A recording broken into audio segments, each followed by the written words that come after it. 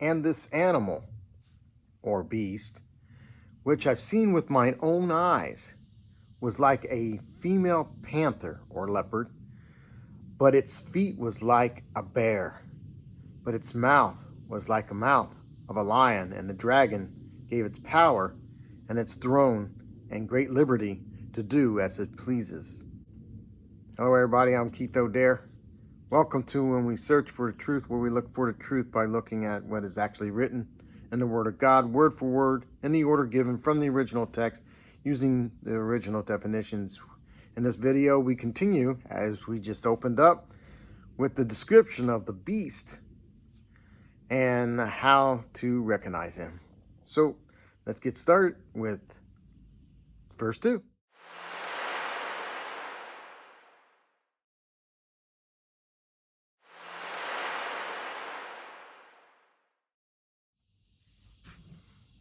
All right, as I just read, it says, and the beast, or the animal, which was seen with my own eyes. I think it's an important thing right off the bat to take note, is that John makes it a point to tell us, the readers, that this is something to be described through his own eyes and with his own words, using his own vernacular, the terms that he's familiar with, not the terms of our time. Unfortunately, that's a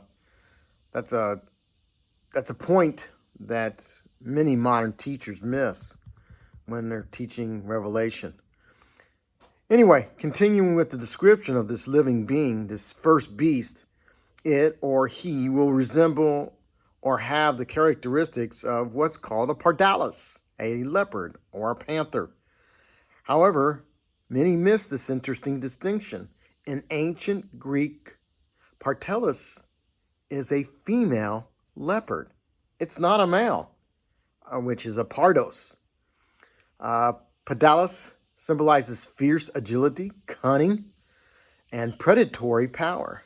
In contrast to its male counterpart, the pardalis is known for being fiercely protective of its offspring and ranks number 6 among all creatures, along with the cheetah, as the most protective of their young. So this is the characteristics that we will see in this beast.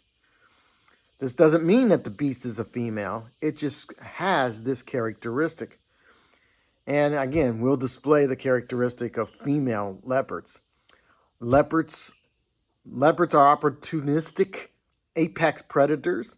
So this leopard or this beast is going to be a ferocious competitor, whether it be in family, business, politics, whatever.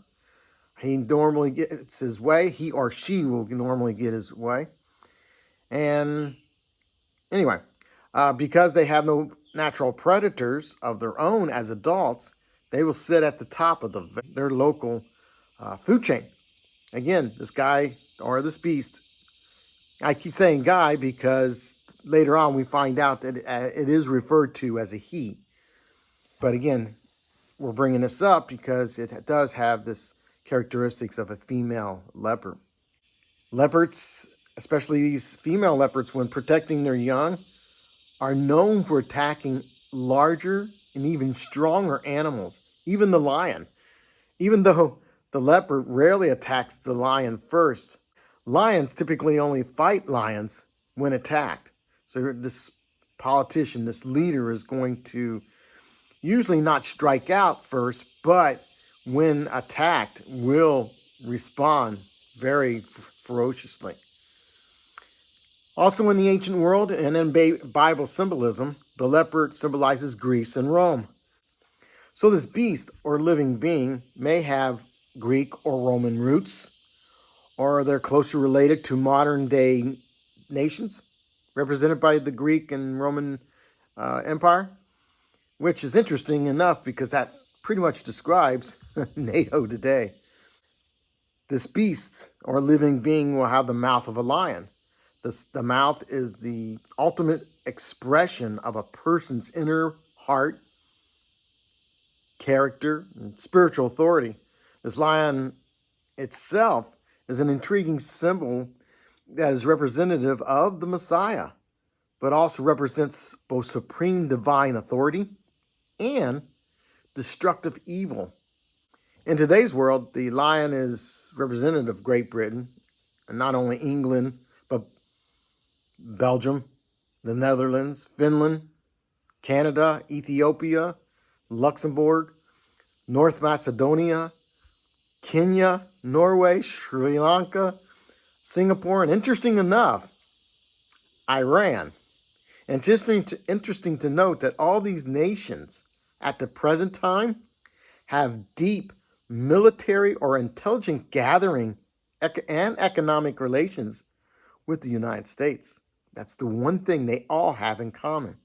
Again, these common ties is the United States and its deep integration into the U.S.-led global security and economic network, and could be looked on as, guess what? Not my words, but a mouthpiece for the United States.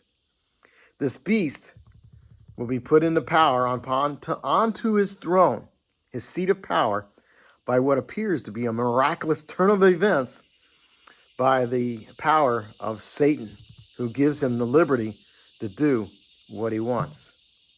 All right, I hope you enjoyed this verse. We'll get into one of the most popular aspect of the beast next time, when one of his heads is slayed to death, but the deadly wound is healed. Until next time, shalom.